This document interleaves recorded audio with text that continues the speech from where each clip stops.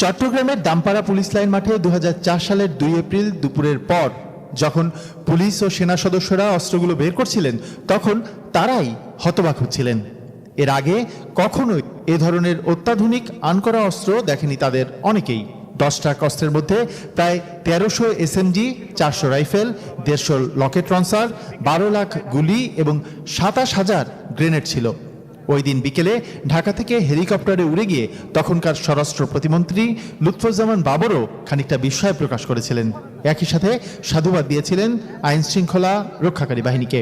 এটা যারা এনেছে বা যেই চক্র এনেছে তারা ডেফিনেটলি এই দেশের এই জনগণের শত্রু।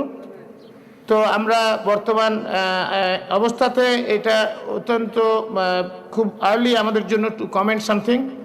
আমরা এটাকে ইনভেস্টিগেট করছি। ইতিমধ্যে কিছু লোককে গ্রেপ্তার করা হয়েছে। আমরা দেখছি 5জনকে গ্রেপ্তার করা হয়েছে এবং আরও গ্রেপ্তারের জন্য ইতিমধ্যে বেশ কয়েকটা টিম আমাদের কাজে নেমে গেছে। তারা খুঁজছে আরও কিছু লোককে যাতে তাদেরকে ধরা যায়।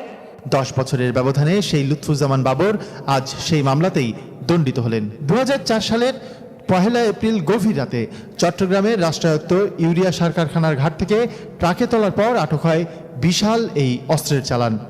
মামলার বিবরণে উল্লেখ করা হয়েছে, ভারতের বিচ্ছিন্নতাবাদী উলফার জন্য এই অস্ত্র পাঠানো হচ্ছিল বাংলাদেশকে ব্যবহার করে। চট্টগ্রাম বন্দরের বহির্নোঙরে জাহাজ থেকে নামিয়ে CUFL এর জেটি ঘাট ব্যবহার করে অস্ত্র ট্রাকে তোলা হয়। এরই এক পর্যায়ে উদ্ধার করা হয় অস্ত্রের চালান। ওই ঘটনায় অস্ত্র ও চোরাচালান আইনে 2টি মামলা হয় ঘটনার পরদিনই। একই বছর জুন মাসে মামলা দুটির চার্জশিট দেওয়া হলেও 2007 সালে অধিকতর তদন্তের আদেশ হয়।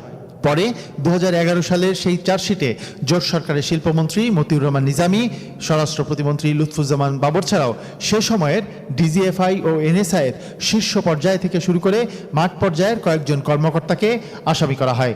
এর আগে ওই মামলায় আসামি ছিলেন মূলত অস্ত্র লোড আনলোডের সাথে জড়িত শ্রমিকরা। ওই ঘটনার সময় ছদ্মনামে সেখানে উপস্থিত থাকা উলফা নেতা পরেশ বড়ুয়াকে গ্রেফতার করা যায়নি।